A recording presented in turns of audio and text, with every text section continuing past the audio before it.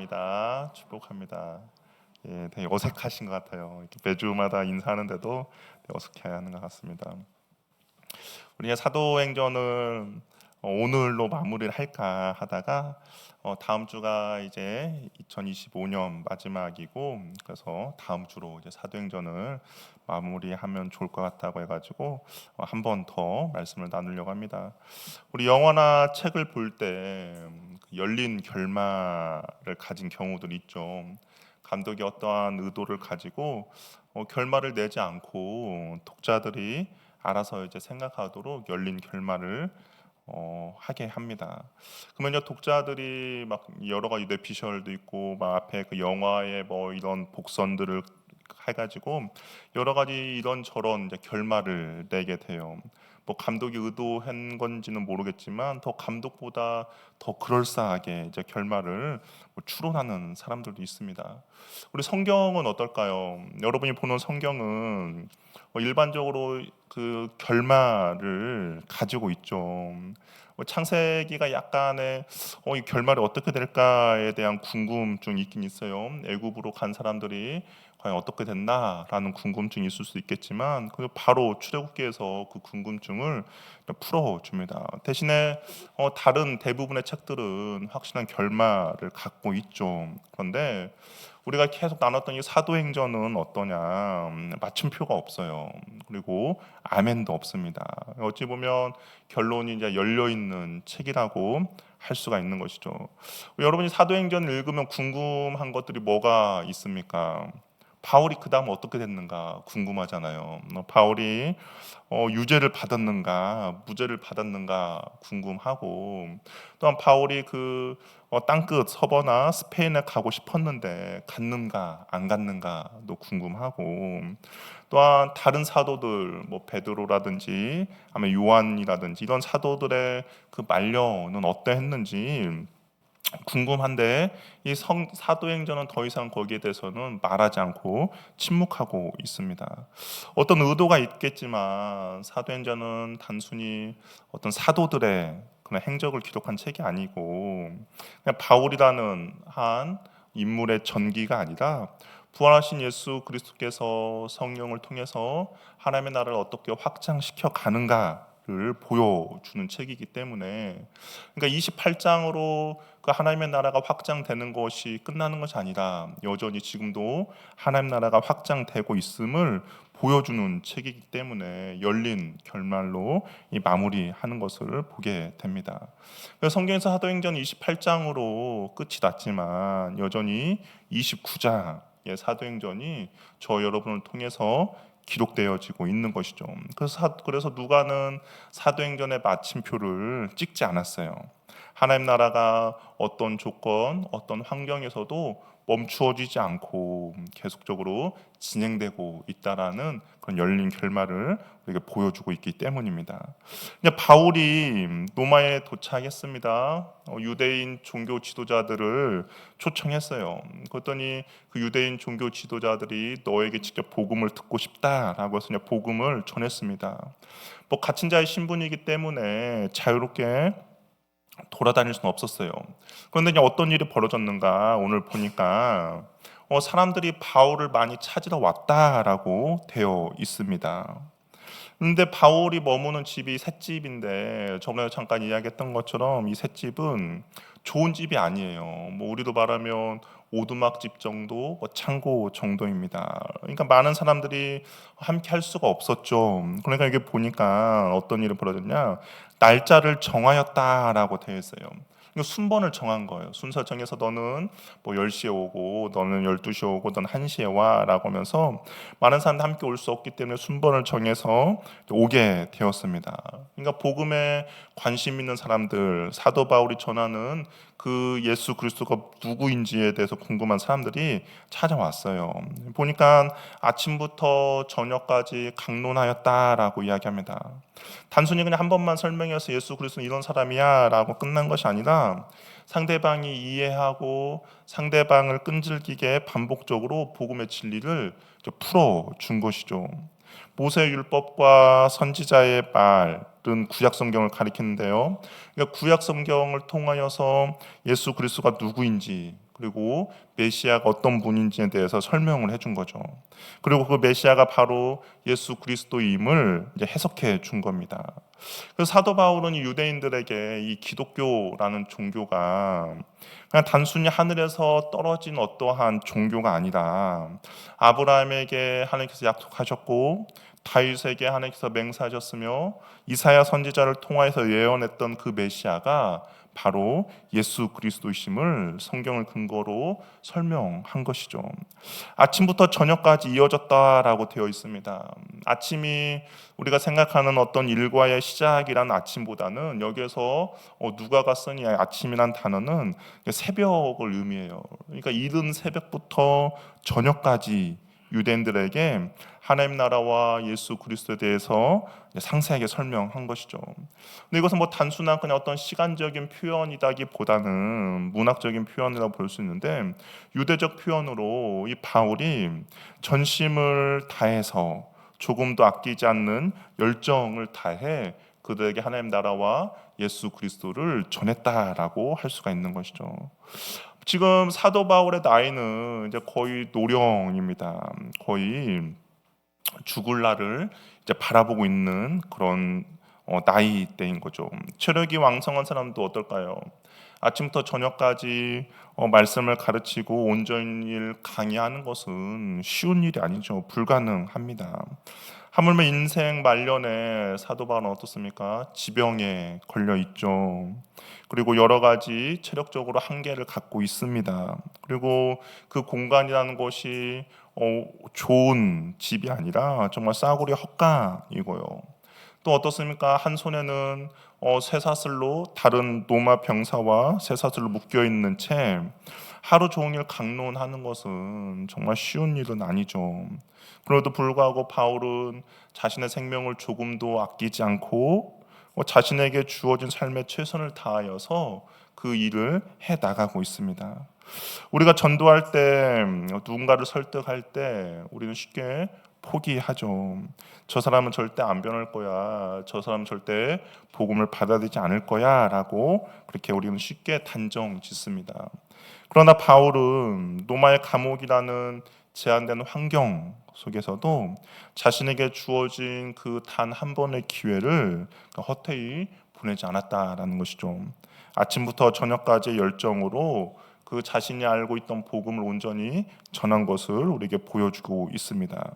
이 복음이라는 것이 어떤 세련된 논리로 사람을 설득하는 것이 아니라 정말 한 영혼을 향한 끈질긴 사랑으로 복음을 전하고 그것으로 설득하며 복음을 흘려 보내는 것이죠. 저 여러분들에게도 그러한 은혜가 있기를 바랍니다. 혹시 누군가에게 내가 복음을 전할 사람이 있다면 그냥 나의 어떤 지혜와 지식과 어떤 세련됨으로 복음을 전하는 것이 아니라 정말 한 영혼을 향한 끈질긴 사랑으로 그리고 그 사랑으로 설득해 나아가는 은혜가 있기를 바라요. 또 우리는 어떻습니까? 내일을 기약하고 다음을 이야기하죠. 마치 내일이라는 시간이 나에게 있다라는 확신을 우리는 가지고 있습니다. 여러분 어떻습니까? 내일이라는 시간이 나에게 주어진다라는 확신을 다 갖고 있죠. 나는 오늘 내 생명이 끝날 것 같아라고 생각하는 사람은 여기에 앉아 계신 분들은 아마 없을 겁니다. 뭐 병상에 누워 있는 분이라면 모를까. 우리가 건강한 몸으로 또 건강한 육체로 오늘 눈을 떠서 오늘 시작을 했다면 내일이라는 시간도 당연히 나에게 주어질 것이라고 생각을 합니다. 그런데 정말 이 내일이라는 시간이 나에게 100% 주어졌는가라고 할 경우에는 아닐 수도 있다라는 것이죠. 오늘 아침에 눈을 떠서 하루를 시작하는 많은 사람들 중에 내일이라는 시간을 맞이하지 못하는 사람들도 많이 있기 때문인 것이죠. 어찌 보면 바울이 그것을 알았을 수도 있어요. 결코 자신에게 내일이라는 것이 온전히 보장되어지 않았다라는 것을 알기 때문에 코끝에서 자기의 그 생명의 호흡이 있는 그 순간까지도 자신의 생명을 조금 아끼지 않고 자신에게 주어진 삶에 최선을 다하며 나간 것입니다. 이것이 어찌 보면 생명의 역설이라고도 할 수 있는데요. 자기 생명을 조금도 아끼지 않고 최선을 다해 살아왔다면 바울의 생명은 소진될 대로 소진되고 고갈될 대로 고갈이 되어야 하는에도 불구하고 오히려 그의 생명은 더욱더 왕성하게 그리고 정말 밤하늘의 별처럼 빛나고 있는 것을 보게 됩니다. 하나님의 말씀도 이런 말씀이 있는데요. 우리 다니엘서 12장 3절 말씀 우리 같이 한번 읽어보도록 하겠습니다. 한번 읽어볼게요. 시작.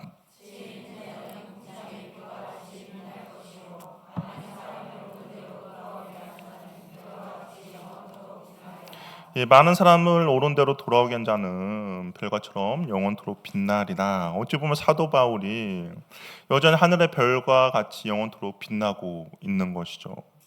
계속 흘러가면서 누군가가 필요한 사람에게 자신의 그 생명수를 공급해주는 시냇물은 어떤 경우에도 썩지 않고 오히려 그 주변을 많은 생명을 살리게 되죠. 그러나 시내에서 빠져나와 자기를 위해 웅덩이를 만들고 스스로 갇혀 있는 물은 어떻습니까? 썩게 됩니다. 그 물은 더 이상 생명수가 아니라 사람들에게 치명상을 주는 독수가 되는 것이죠. 우리의 생명도 이와 같다라는 겁니다. 내가 누군가를 위해서 나의 시간을 주고 누군가를 위해서 내가 헌신하고 수고하며 나아갈 때 오히려 그것이 내가 가지고 있는 생명을 점점 줄어들게 하는 것이 아니라 오히려 영원토록 빛나는 빛과 별과처럼 빛나는 그런 인생을 살아가지만 오히려 내가 나 혼자만을 가지고 내 것이 아까워서 스스로 웅덩이에 갇혀 사는 삶은 오히려 더욱더 생명은 썩게 된다라는 것이죠. 누군가를 위해서 자기 생명을 아끼지 않는 사람의 생명은 생명을 아끼지 않을수록 더욱 생명의 빛으로 넘쳐나게 되는 것이 이 기독교의 어찌 보면 역설이고 하나님 나라의 법칙이라는 것입니다. 내가 많은 소유가 있어서 누군가에게 흘려보내는 것이 아니라 비록 나도 적은 소유이지만 그것을 흘려보낼 때 오히려 그것의 열매는 10배 100배 열매를 맺어지게 되지만 오히려 나는 얼마 없다고 해서 내가 움켜쥐고 손에 쥐고 있는 것이 있다면 그것은 그냥 내 안에서 끝나버리는 그런 결과로 되는 것이죠. 저 여러분에게 있는 그 모든 은혜들이 정말 시냇물에 시냇가에 있는 그런 생명수처럼 흘려보낸 은혜가 있기를 바랍니다. 처음부터 큰 물을 이루지 않겠지만 그러나 그것이 흐르고 흘러서 정말 복된 생명들을 살려내는 귀하 복된 은혜들이 있게 될 것입니다. 근데 그 대표적인 인물이 누구입니까? 예수님께서 그러셨죠. 예수님께서 우리를 살리기 위해서 자기의 생명을 조금도 아끼지 않으셨어요. 십자가의 제물로 죽임을 당하셨습니다. 그런데 죽음을 깨뜨리고 다시 사신 영원한 구세주가 되셨죠. 그리고 그 부활하신 주님의 부르심을 받은 바울 역시 주님 안에서 누군가의 생명을 살리기 위해 자신의 생명을 아끼지 않았습니다. 그래서 많은 사람들을 옳은 대로 돌아오게 했죠. 저와 여러분들도 어찌 보면 자신의 생명을 아끼지 않는 그 바울의 열심과 열정의 열매라고 할 수가 있는 것입니다. 그렇다면 우리도 누군가를 살리기 위해서 우리의 수고와 헌신을 아끼지 않고 흘려보낸다면 주님께서 우리의 생명을 더욱더 빛나게 해 주실 것입니다. 나만을 위한 썩은 웅덩이가 되지 말고 생명을 흘려보내는 귀한 생명 시냇물이 되시기를 바랍니다. 그런데 이제 바울의 그 하나님 나라와 예수 그리스도에 대한 이야기를 듣고 사람들의 반응이 두 가지로 나뉘어졌어요. 우리 24절 말씀 한번 읽어보도록 하겠습니다. 한번 읽어볼게요. 시작.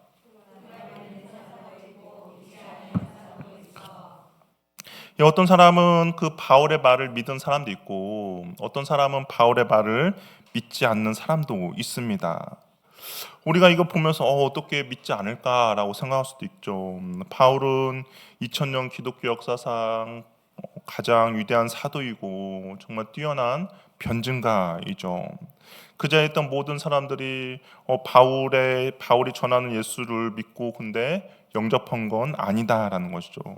그런데 가만히 생각해 보면 그렇게 놀라운 일은 아닌 것 같아요. 왜냐하면 예수님의 그 말씀을 직접 들은 사람들조차도, 기적과 이적을 경험한 사람들조차도 예수님을 십자가에 못 박으라고 죽이라고 동조했고, 심지어는 예수님의 그 3년 동안 가르침을 받은 유다는 예수님을 은산십에 팔았던 경우도 있는 것이죠. 그러므로 바울이 하루 종일 복음을 전했다고 해서 믿는 사람과 그렇지 않는 사람이 나뉘었다고 해가지고 조금 더 이상한 일은 아닙니다. 이것이 우리가 전도할 때 좀 위안을 주는 것 같아요. 우리가 전도할 때 아무리 복음을 전해도 어떤 사람은 받아들이는 사람이 있는 반면에 받아들이지 않는 사람이 있죠. 받아들이지 않는 사람을 놓고 우리가 좌절하거나 낙심할 필요는 없는 것 같아요. 왜냐하면 예수님도 바울도 그랬는데 나라고 이런 일이 벌어지지 않을 것이 있는가라고 하면서 위안을 삼을 수가 있는 것이죠. 근데 이제 바울의 말을 듣고 사람들이 서로 맞지 아니하여 흩어졌다라고 되어 있습니다. 이 맞지 않았다라는 것이 서로 일치하지 않았다는 거예요. 서로 조화롭지 못했습니다. 그럼 왜 같은 말씀을 들었음에도 불구하고 왜 일치가 안 되고 왜 서로 조화가 되지 않고 서로 상반된 결과가 가져왔는가? 근데 바울은 이에 대해서 이사야의 말씀을 인용해서 말하고 있습니다. 우리 26절, 27절 말씀 한번 읽어볼게요. 읽어보겠습니다. 시작.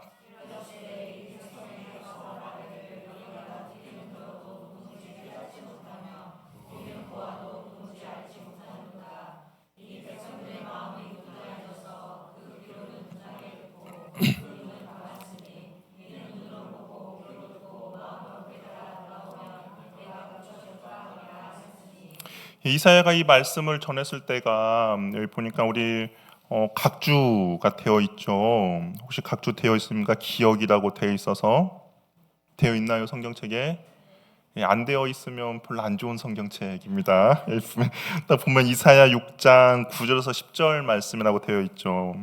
이 이사야 6장 9절에서 10절 말씀을 이제 바울이 인용을 했는데, 우리가 이사야가 했던 이야기의 그 배경을 우리가 좀 더 한번 살펴봐야 하는데, 이사 6장을 보면 이사야가 이렇게 이야기합니다. 우시아가 죽던 해라면서 이사 6장을 시작을 해요. 이 시기는 남유다의 역사에 있어서 다윗과 솔로몬 이후 어찌 보면 가장 정치적으로 풍요로웠던 그런 시기였습니다. 그러니까 사람들이 다윗과 솔로몬의 그 꿈이 우시아를 통해서 이루어지지는 않을까에 대한 기대감을 갖고 있는 시기였어요. 경제는 풍요로웠겠죠. 군사력은 막강했습니다. 하지만 사람의 마음이 되게 완악한 것이, 내가 좀 더 풍요해지고 내가 먼저 좀 좋아지면 우리의 마음이 교만해지는 것처럼 이 우시야 왕이 나라가 부강해지니까 교만해졌죠. 그래서 직접 성소에서 분향을 하려고 했습니다. 원래 왕이 할 수 없는 그런 권한인데 자신이 스스로 하려고 했어요. 그러다 보니까 나병에 걸리게 되었죠. 백성들은 풍요로우니까 더 이상 하나님을 찾지 않았습니다. 신앙에 있어서 안주하며 하나님을 형식적으로만 섬겼어요. 그러한 자신들의 그 기득권을 유지하기 위해서 사회들의 약자들을 억압했습니다. 백성들은 하나님의 말씀을 귀담아 듣지 않았죠.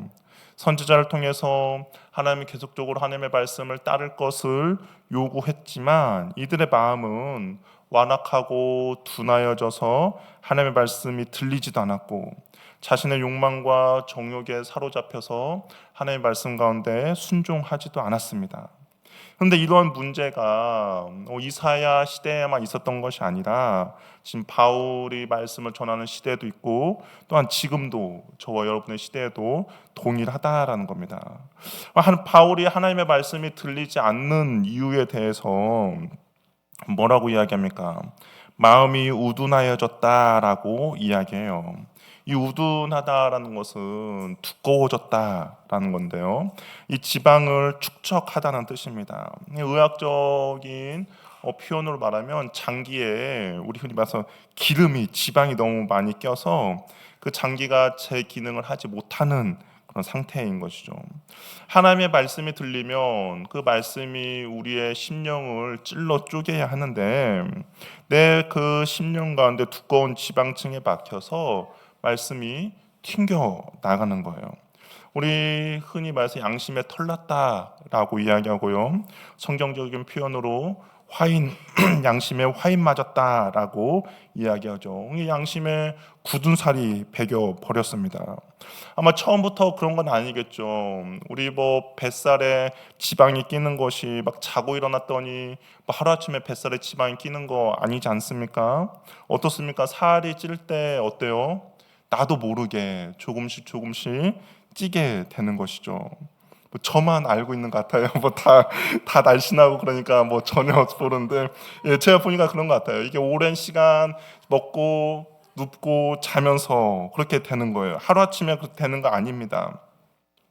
그렇다면 이 사람들의 마음이 그렇게 비대해지고 둔하게 된 이유는 무엇입니까?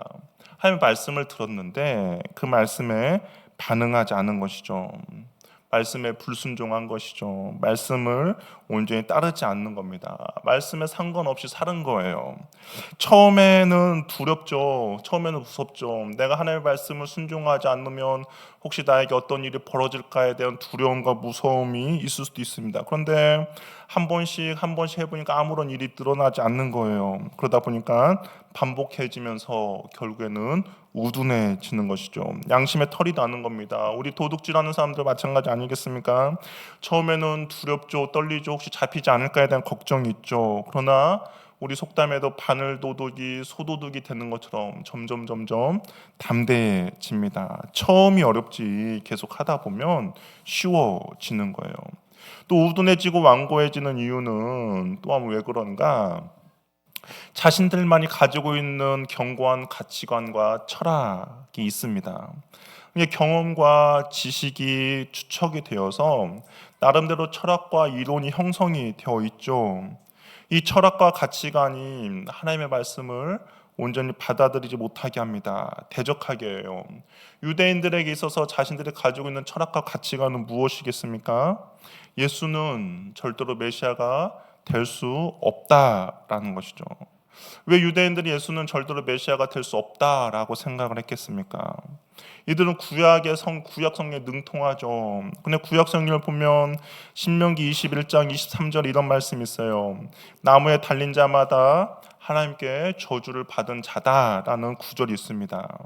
그러면 이 유대인들이 생각할 때 예수는 지금 어디에서 죽었어요?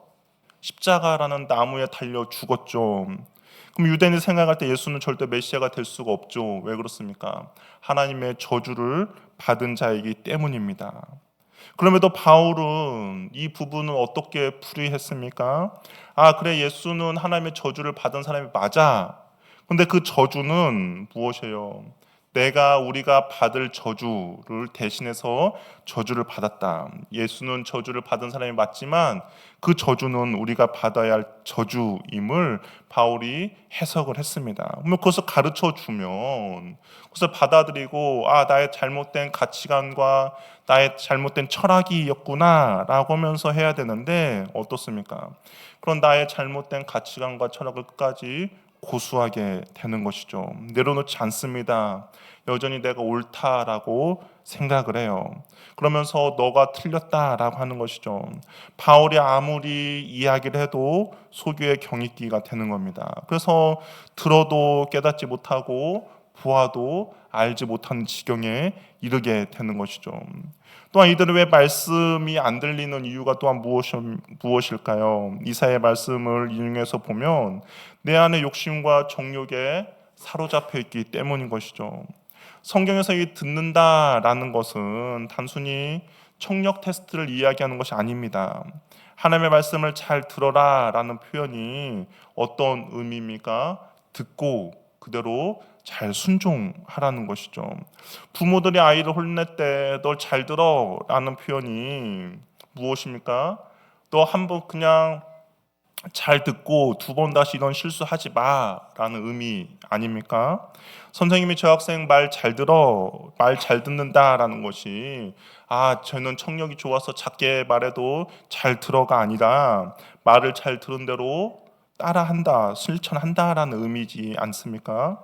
근데 이스라엘 백성들 하나님의 말씀을 들었어요. 듣고 있습니다. 하나님께서 선지자를 보내서 옳은 길로 갈 수 있도록 계속적으로 이야기합니다. 그들은 매일마다 말씀을 들었어요. 그런데 말씀을 매일마다 듣고 어떻게 해야 될지도 알매도 불구하고 순종하지 않아요. 왜 그렇습니까? 그 안에 욕심과 정욕이 가득 차 있기 때문인 것이죠.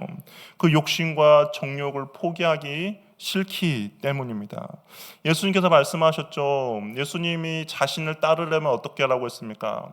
자기를 부인하라고 했어요. 자기를 부인한다는 것은 내 안에는 욕심과 정욕과 욕망을 내려놓고 주님의 말씀을 따라가는 거예요. 그런데 이 욕심과 정욕과 욕망이 주는 기쁨이 있어요. 만약에 없다면 우리는 주님을 100% 따를 것입니다. 그런데 내 안에 욕심과 욕망과 정욕이 주는 기쁨이 있습니다. 그 기쁨이 있기 때문에 쉽게 내려놓지 못하는 것이죠. 우리 전도를 하다 보면 교회 나오세요. 그러면 어떤 분들은 이렇게 이야기해요. 나는 술 마셔서, 나는 담배를 펴서, 나는 돈 벌어야 하기 때문에 나가지 못합니다 라고 이야기합니다. 무슨 말이에요?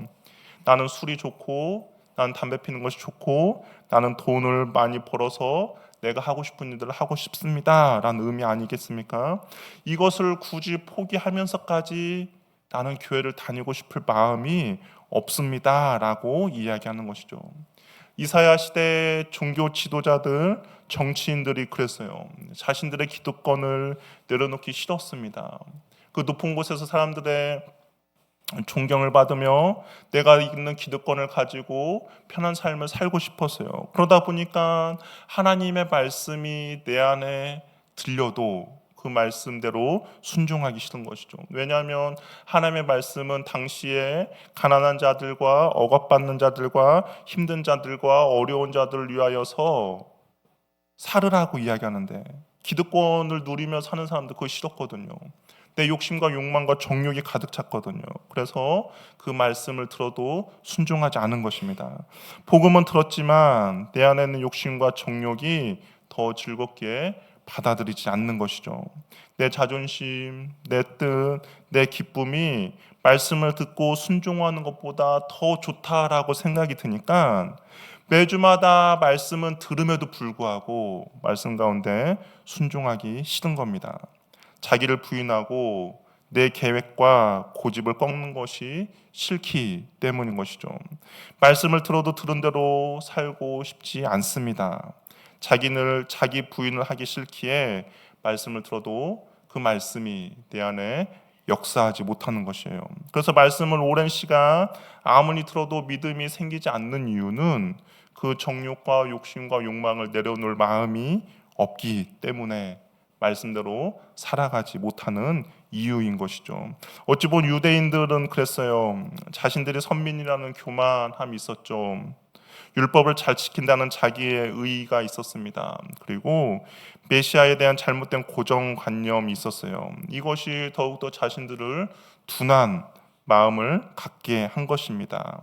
그 결과 생명의 주인이신 예수님께서 눈앞에 계셔도 오히려 그분을 십자가에 못 박는 어리석음을 범하게 된 것이죠. 종교 지도자들은 자신들의 기득권을 유지하려고 했어요. 정치 지도자들은 자신들의 정치적 세력을 더욱더 굳건히 지키고 싶었습니다. 그래서 예수를 십자가에 못 박으라고 했던 사람들이 바로 유대인들이었던 것이죠. 마음이 둔하여진 자들에게 임하는 심판이 과연 무엇일까? 이 바울이 이야기하는데요. 우리 28절 말씀 한번 읽어보도록 하겠습니다. 읽어보겠습니다. 시작.